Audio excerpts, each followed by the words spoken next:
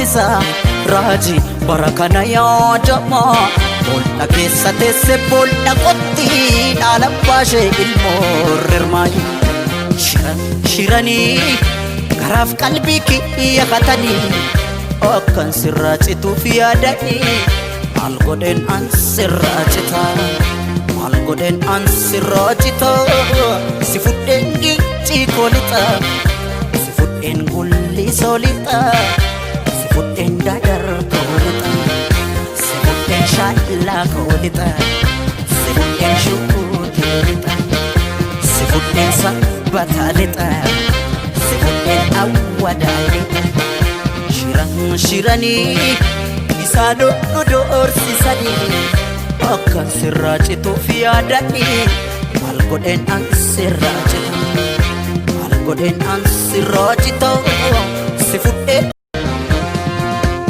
jirra jirra jirra jirra jirra jirra jirra jirra jirra jirra jirra jirra jirra jirra jirra bullee barii arguuf garaanu bal'ise yaanui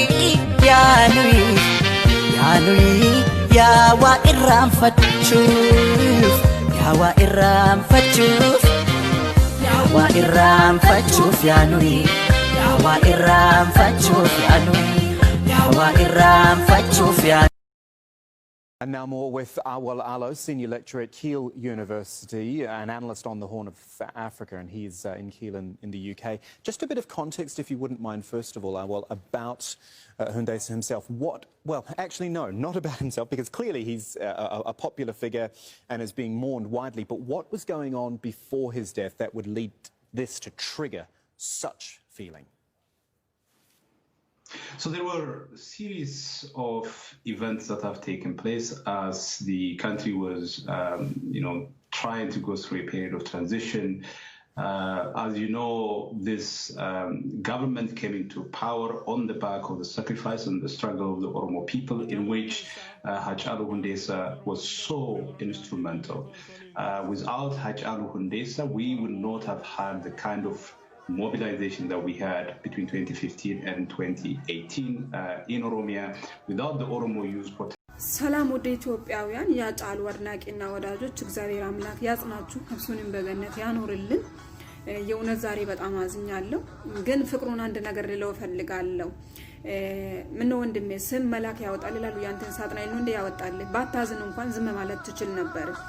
ለአንድ አዝማሪ የምታለቅሱት ላልከው እኔ ላጫሉ ማልቀስ አይደለም የሱም ቦታ መሞት ብችል የእውነት በደስታ ደጋግሜ ነበር የምሞትለት። ለኦሮሞ ወጣት አጫሉ አዝማሪ አይደለም። አጫሉ ከልጅነቱ ጀምሮ ለኡነት የኖረ በእስር ቤት ውስጥ መከራን የቀመሰ ወጣትነቱን ደግሞ ወገኔ ተገፍቶብኛል፣ ኡነታችን ተቀብሮብናል፣ ተነክተናል፣ ተጎርተናል እያለ ከወገኑ ጋር ቆሞ እየተሟገተ ከሀገሩ ሳይወጣ ለኡነት የኖረ ማንንም ባለስልጣን ሳይፈራ ኡነቱን ግን ለኡነቴ ብሎ የሚኖር ጀግና ወንድ የወለደ ወንድ ነው አጫሉ። አንተ እንዳል ረለፋል ሙጅር አላለ በየተኛ ኑቲ አባን ፈደሁ ኦሮሞ ዮ አራንተና አባ ፈደ አጀሰኑ ዲቢዳላተ ዲቢዱስ Ibadalata alkan tokkotti khumaad dalata khumaantami dalata nuti agarte bisidkinnan amarri garte nuti ila annu garboonfachu mililiki as dadamne jirra ummanni oromoodha khalafa maal eeydan isaan kadhumellen haadhumu kadhalatees heddu kaguddatees heddu qeeroon teenya madda hindumtu amman tana iyadda barsa akka Jawar fi ummata keenya baasanii akka garteen itti warqii teenyas nu deebisan akka ummata hunda baasan gartee Baqqalaa Gabraatis duraanuu biskinaadha miti ummanni hidhee garaadachi jala hidhee amman tana bayyanate amma umaatis hama afidaf utalcho yergodaf miliki Ade kutten bane fuayu da frasasa Allati daf kocho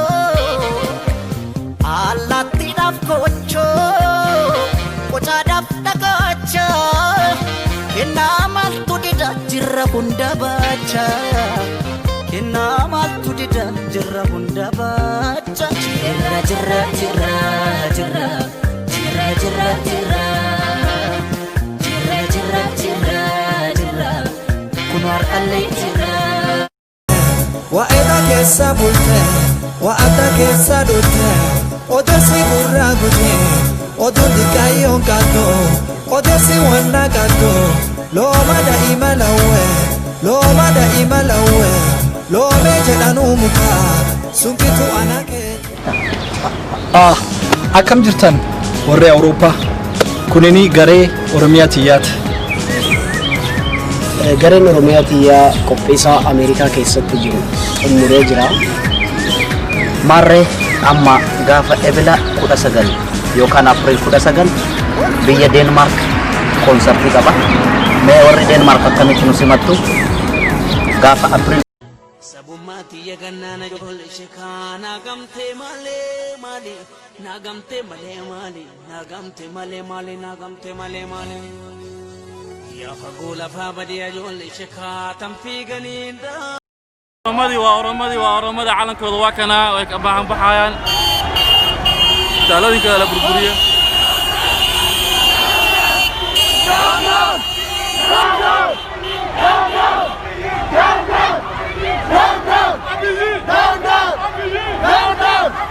down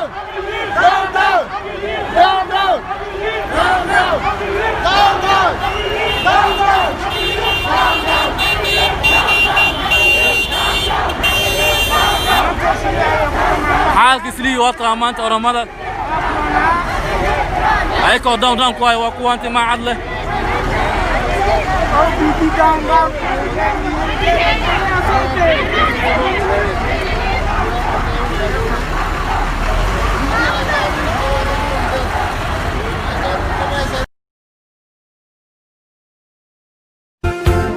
ازي كم سيالكو غني ما يتساني ويني بقومو نفسون ساتا اندي تراشنتا ارا قدنو ابيت كتا كسي بلاي من لي متا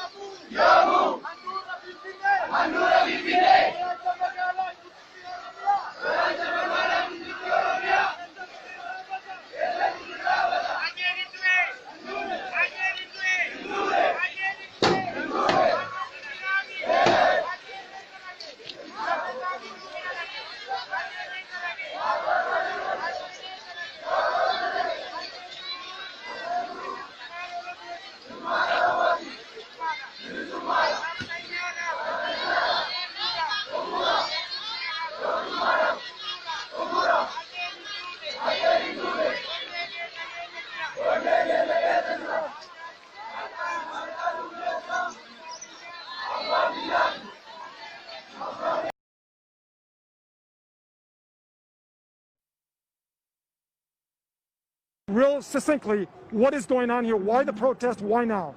The protesters are here right now because the Ethiopian government killed the Oromo leader, the #1 artist in East Africa.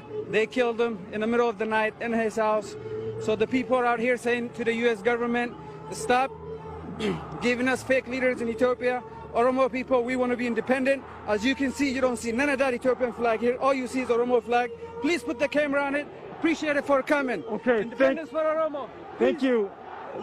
You got some idea of what is going on, the reason for this protest. Again, if we can look over, you will see hundreds of people blocking the interstate westbound at the Dale Avenue, the Dale Street exit in St. Paul. So if you're expecting someone to be coming home, and they usually travel westbound on 94, they're going to be delayed a bit as they try to find other ways around. Ano humnang kabu watoko simbodo du eba du sile ansene hirambado ano humnang kabu watoko simbodo du'ee baaduu sidee aansinii hirraanfadhu.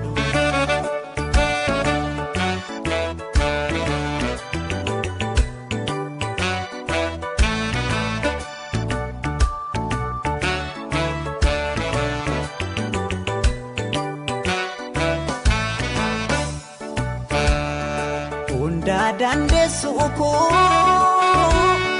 yaa bara fakkaatu narra gaasiif baha kan akka kee hin jirtu rabbaanaaf si uume.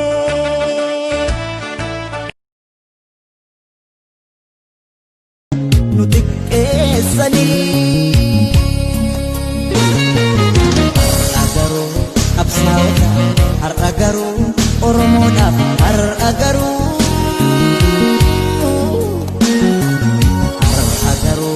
barattoota har'a garuu oromoodhaaf har'a garuu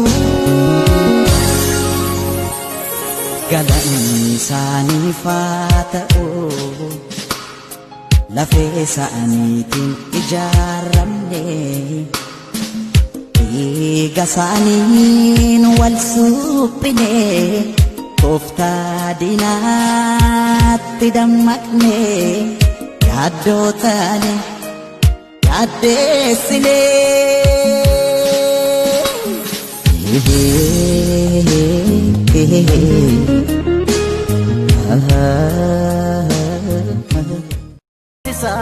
Raji bara kana yaadama boolla keessa teesse boolla qotti dhaala baashee ilmoo rirmaayi.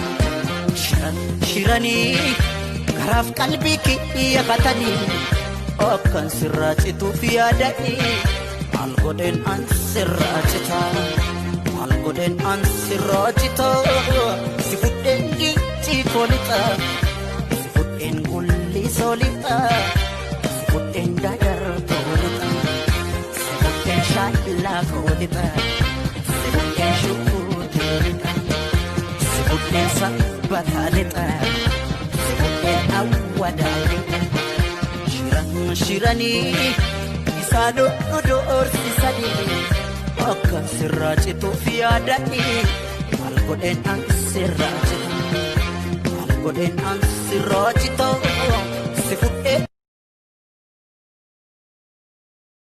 تم اغتيال شاب يوصف بأنه أيقونة الشباب الإثيوبي من قبيلة الأورومو. هو ده الشاب ده مطرب اسمه هاشالو هنديسا أو بيقولوا هناك عليه هشالو أو هاكالو. هو هذا الشاب عنده 34 سنة، هو معشوق الشباب في إثيوبيا. امبارح تم قتله. هو من قبيلة الأورومو اللي منها أبي أحمد بالمناسبة، يعني القبيلة دي منها أبي أحمد. هذا الرجل اللي هو شاب او اللي ماسك المايك بيغني ده اسمه هشالو او هاكالو، ده تم اغتياله امبارح. ودلوقتي الشباب عامل ثورة في كل انحاء اثيوبيا تعاطفا وغضبا لمقتل هذا